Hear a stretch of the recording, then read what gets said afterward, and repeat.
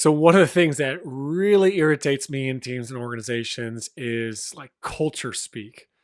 Things like leadership cliches or phrases or core values that really aren't aligned with the day-to-day operations and the workings of the team and the organization.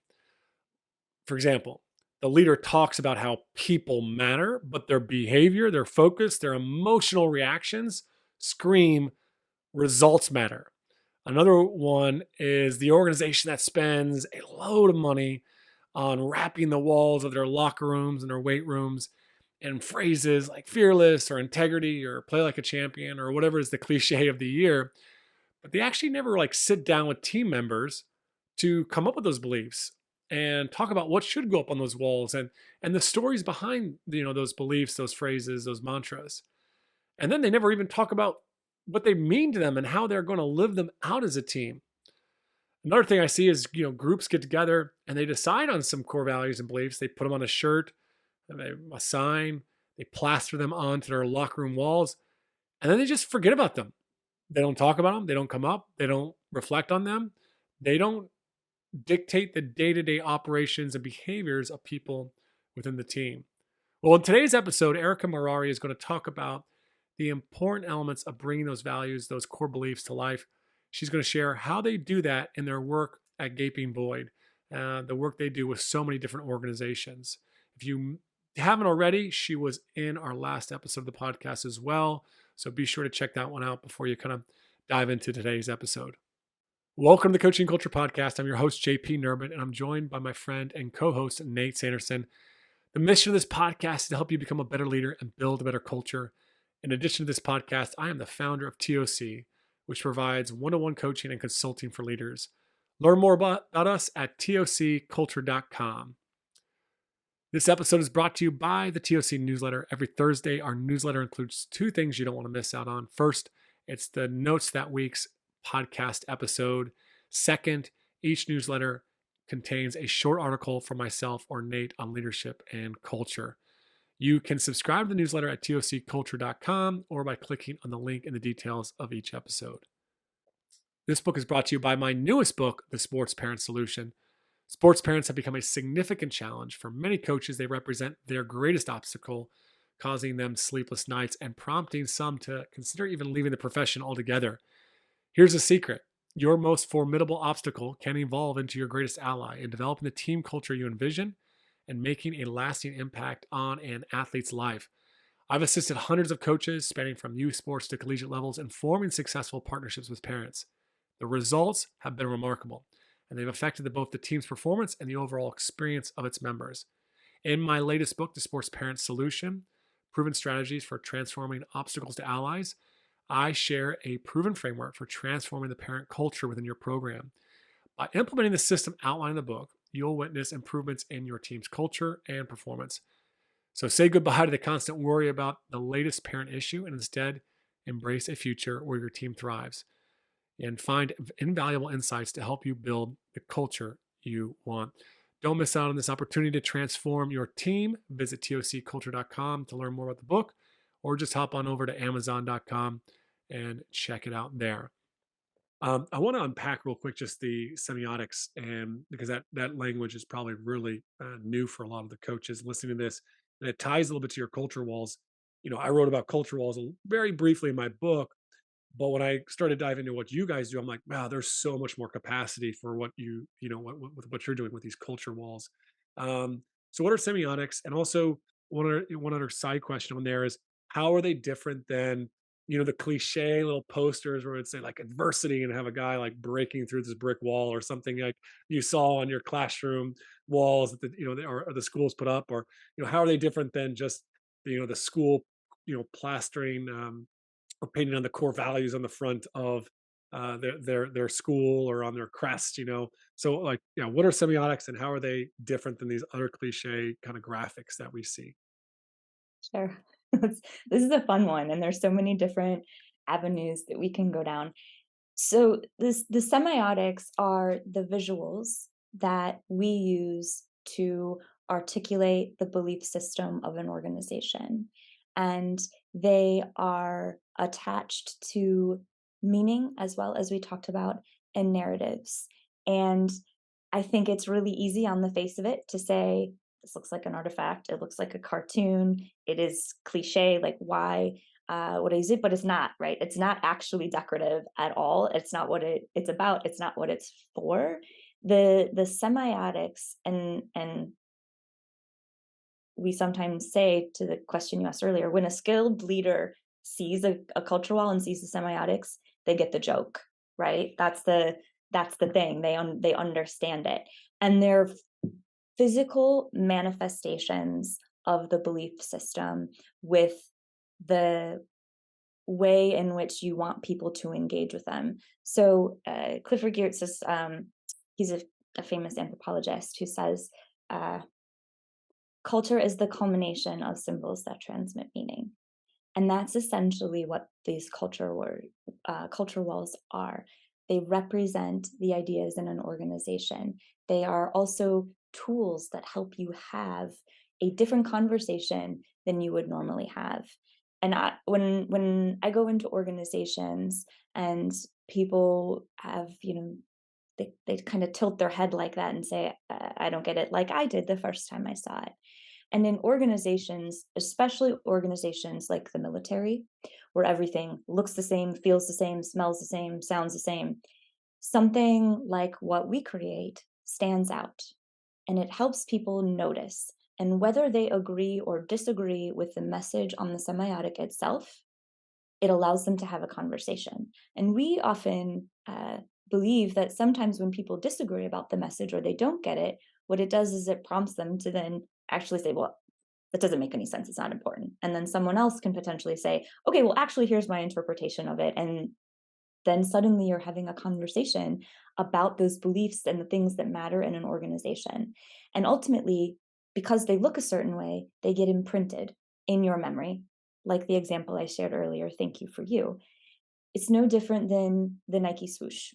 You see the swoosh, you think Nike. You see the word Nike, you think the swoosh. Apple, uh, you see an apple with a little bite, you know exactly what that means and you know what it stands for. And you know that it is attached to a certain way of showing up, to a certain way of thinking, to people like us doing things like this around here. And that's what we're talking about. Yeah, and there's, Daniel Coyle in his book Culture Code talks about, there's a few other books around just different organizations, whether, it's the Boston Celtics and, what they would put up on their walls. Just there's other sports teams that are doing, this in small ways, but I just absolutely love your graphics and you always include them in your weekly, or I think it's a couple times a week blog.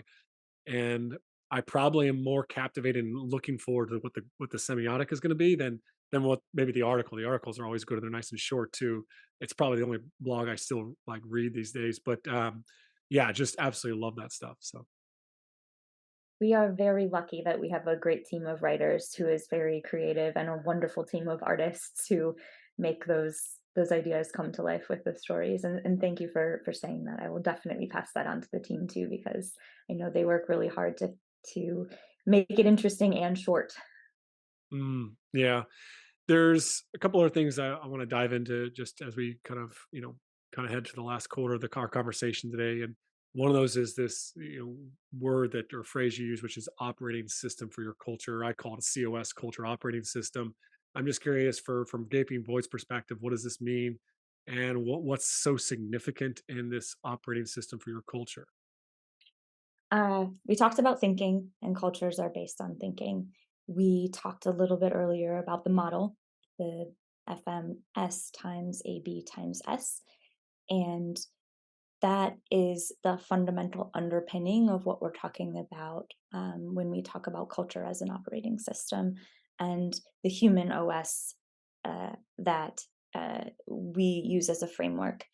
One of the things I want to just step a little bit backward toward before I go forward, and it tracks a little bit, not necessarily to standards, but to rules. So a lot of organizations, they want rules and regulations and policies to get things done. And that's not what we're talking about when we're talking about an operating system. We're not talking about changing rules specifically. It's about changing the thinking and changing the norms of the organization. And that's not me saying that that those things aren't important, but they're not important in context of when we talk about the human operating system and how people show up. And the last thing that we want to do, and certainly we very much go out of our way to talk about, is that we don't ever want to drive a belief system that is focused on compliance and metrics and measurement of the human condition, because it's just counter to the point. And that's uh, really important, and what we want is for people to show up in their work, and if they're thinking about compliance, they're not doing that. So there's another principle with respect to the human operating system that I think is important, and that is um, this idea about the way that we think about it. And I mentioned belief systems earlier, that a human operating system is a complex collection of beliefs and mindsets and mental models and principles and worldviews that, when combined together, they give us this well tuned understanding of combining these things with behaviors.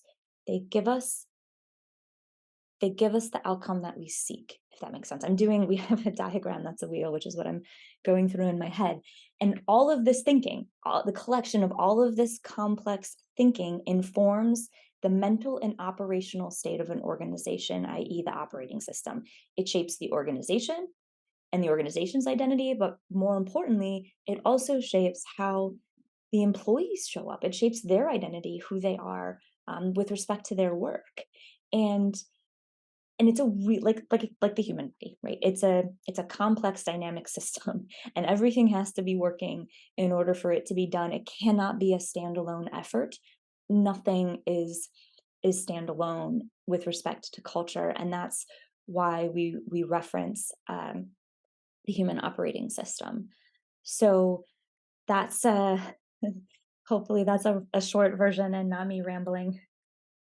Well, what I'm hearing here, and tell me if I'm wrong in this. The human operating system is kind of what I articulate is like a philosophy, like a way of viewing things, right? Of like mission, vision, values, beliefs. And then on the other side, that influences the kind of the operating system for the culture, correct? And I remember reading and just studying like just around Toyota, like you have the Toyota way is their principles and their human operating system of what they believe, right? Kaizen and continuous improvement and people matter, stuff like that. But that influences all the other things around Six Sigma, right? And if you separate one from the other, I mean, it's so funny. I hear about some of my friends, they're in pharmaceuticals and they're in different organizations. They got to go through training on the Toyota production system or Six Sigma or Lean, and they're like, this is a bunch of crap, like because they don't actually have the human operating system in place, not the culture in place. So what I think this means for coaches is we look for these strategies of how people are building culture. We're looking for, they did this activity or they did this, they put these things up on the wall, or, we look at all these different types of things, but we haven't gotten the human part right. We haven't gotten, we're not clear on what we believe. Tell me if I'm off base here. We're tracking to the same thing. Mhm. I If I can take a little bit of pull on a thread a little bit on what you Yeah. said, is I think in a lot of organizations that it's really easy to stay on the default path of using those well constructed models and frameworks and processes and CPI and Lean Six Sigma. And you can Lean Six Sigma stuff to death. I promise you, I've seen it done. But that's missing the point in a way. And that may have worked for Toyota, and that's great for Toyota.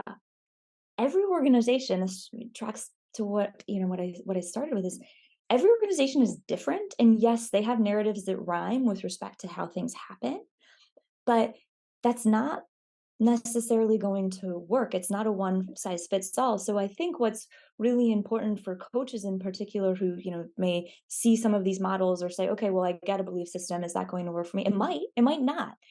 However, taken together with all of the other different methods and models and frameworks, and using the culture system and what we've learned in school or the fundamentals or the basics, like all of that put together is part of that complex system. It has informed our thinking.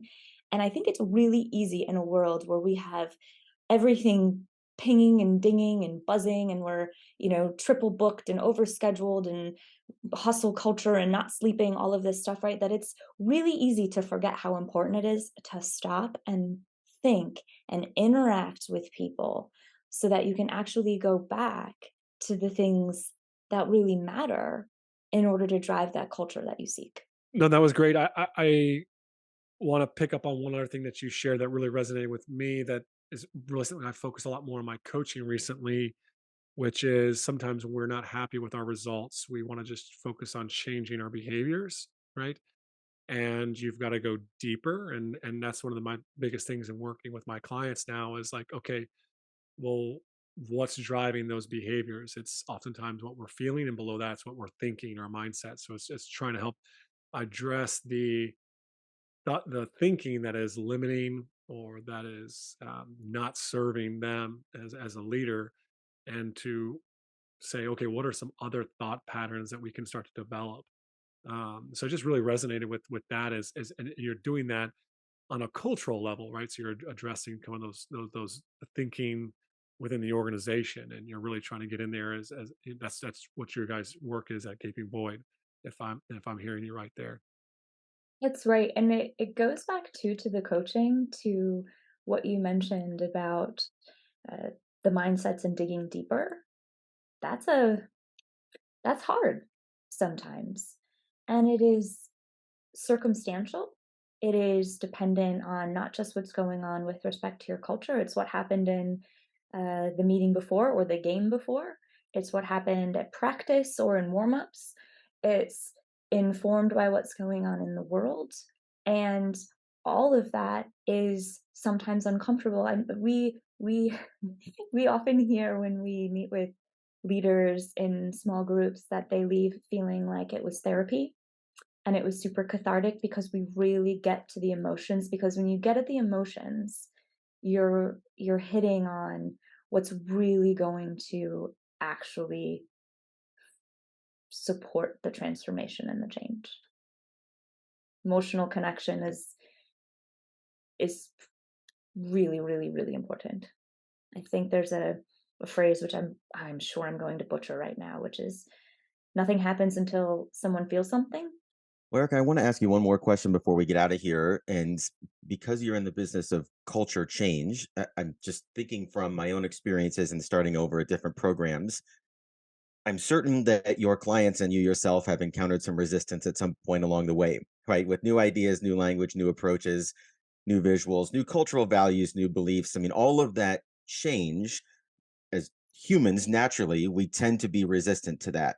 And so if you were just going to speak to our coaches that are thinking, I love all these things, I've tried some of these things, and I can't get the parents on board. I have kids that just don't get it. My coaching staff, they don't agree with it. Like we can experience resistance from so many different angles that sometimes it can become overwhelming and really discouraging. What would you say to leaders that are trying to walk in the right way and a lot of the things that you're talking about? But I'm sure that resistance is a natural part of that process as well. So resistance is a fundamental truth in every organization where you want to change someone. It's the human condition is such that we don't want to change. And I know you've had lots of folks on here who have, on the podcast who've talked about that, and mindsets. I guess what I would what I would say to a coach, and there's the cliche thing of just, just keep at it, just keep doing it. And it tracks back to our, point about relentless socialization. But moreover, change is often a bell curve. You're going to have your early adopters, the people who are a heck yes, I'm with you all the way, no matter what, thick and thin. Uh, and then over time, as the ideas are socialized, these beliefs and mindsets are continuously implanted and imprinted in the organization, you will slowly start to see the change. You will always have the resistors, and there will always be a long tail, and there will always be people who say, of course, I'm on board with all of this change, and I really like it, and I'm on the team. those people exist. It's just the reality of things. All you really need to get past the resistance, and this team size dependent, are a few believers that really help things change. There's a famous TED talk. I'm forgetting the name of it, but essentially it talks about the lonely leader and the lonely nut, who's the first person who comes out and does the dance in the middle of a field. And it's not necessarily that person going out there on a limb, but it's the people that come behind to help support the change in the transformation. And then when you see that, then suddenly it becomes 2 and 3 and 5 and 10, and then everyone who's in the field is now standing up and dancing hilariously, laughing, um, and they're all part of it more or less. And there are still some people standing on the sidelines. And I hope that tracks to your question, Nate. But if it's okay, can I take a little bit of use a different kind of analogy for how I'm thinking? And this is kind of contrary to the resistance, but um, it's one of the favorite principles that we use for leaders in an organization. Say you're a big football fan. You uh, grew up in the Midwest. I love to use the Big House and the Wolverines in Michigan as an example. They're a great sports team. They're a good example, right? So let's say you're a sports fan. You show up. You're standing at the game. You're in the Big House, and there are over 100,000 people dressed the same, acting in unison, doing the wave. Hail to the victors, right? Hail to Michigan, the leaders and the best, right? Like you know that, right? And they're all doing it. New people, old people, sometimes even the opponent's team, because why not? It's fun, and people like us do things like this around here. So like we'll give it a go. The point is, and this is respect to like the resistance, is sometimes the resistance will just come along. It's there were no best practices. There's no how-to guide. There's nothing like that, right? It's people like us show things like this. They showed up, they watched, they observed, and they replicated the ideas of those who they thought were successful around them. And they shared a common language, the song, right? They they know the symbols, the shirts, the signs, the semiotics. And that's really what we're talking about. And they're all showing up as valued members of a winning team on an inspiring mission going someplace. And I think like that's really the kind of the feeling, the emotion that you want that will overcome this resistance. And again, it doesn't happen in a day, a week, a month. It's over time, over and over and over again. Speaking of relentless socialization, I think I sound like a broken record. So I'm going to stop there and pause. Well, I certainly recognize with that in my own experience just at Mount Vernon, where I'm at now, starting over a couple of years ago, trying to, JP talks about this all the time, identify the influencers who are the ones that are most likely to be followed, whether they're the ones you choose or not, and then trying to gain their buy-in or their belief, to align with what we're trying to build. And one of the phrases that we use with our seniors now every year as the program is being passed on, into their care is, as an influencer, because people look up to you, whatever you do, you permit others to do. And we ask them to start thinking about, we've used this phrase, people like us do things like this, getting our seniors to think about who have we become and who do we not want to be this year. It all comes back to what you do, you're permitting others to do. And that phrase, I think, echoes a lot of what you're saying there, and that the influencers are really key to getting other people then to follow along. Influence is so important, and you're right, it doesn't take much. And I think the point about that too is that people are always watching what you do. So when we talk about deliberate culture design and deliberate use of language, that is important. It is deliberately designed and structured. Some of it is organic and wonderful, but two, you want to make sure that you are celebrating the norms and the behaviors and the mindsets and the ideas that are positively impactful. And I would say we use the phrase demonize, which is a little bit strong, but demonize the norms that you don't want. And I think JP, this tracks to something in the culture system as well, right? You don't you want to make sure that you don't celebrate those, and you call them out also.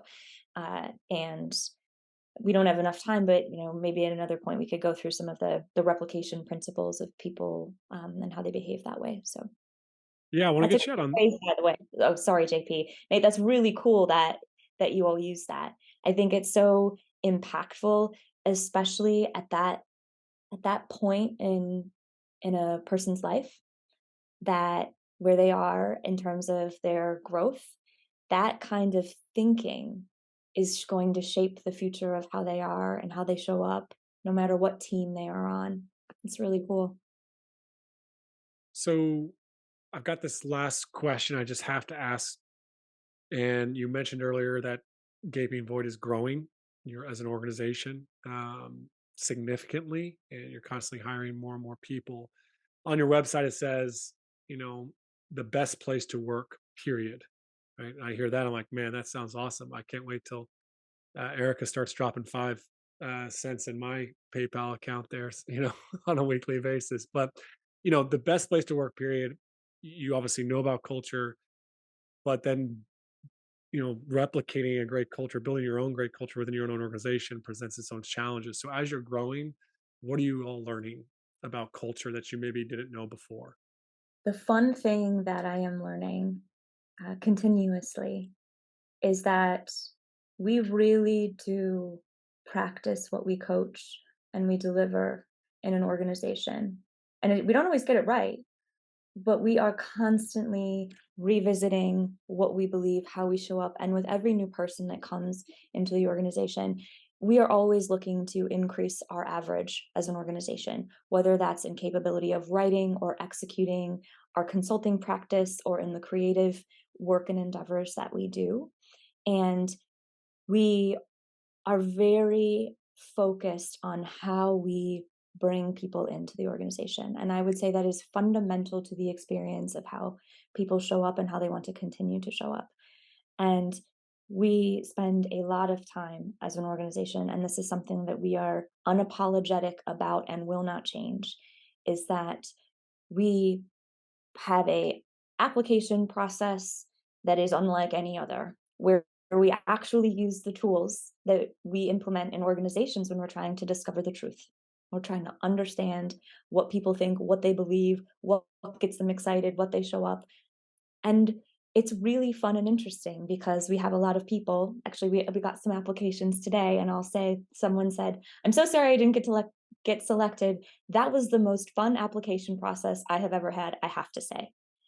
It's a signal, right? That like we do fun things, we do very hard things, and we work very hard.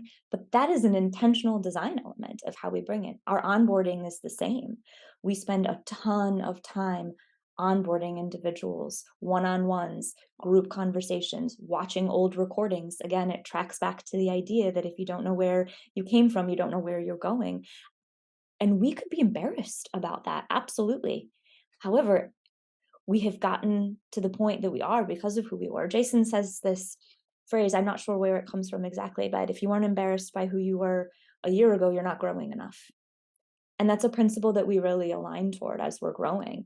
And new people come in with new ideas. And as we look at the varying generations that we have, the thinking that comes into play, and it makes us better. We have folks who have been in their careers for 30 plus years. We have folks who this is their first job out of college. And one of the other things that this is difficult to do in hierarchical organizations, and we try to do this, and if I'm rambling again, please cut me off, um, is that idea meritocracy is a thing. And we don't have to agree with the idea.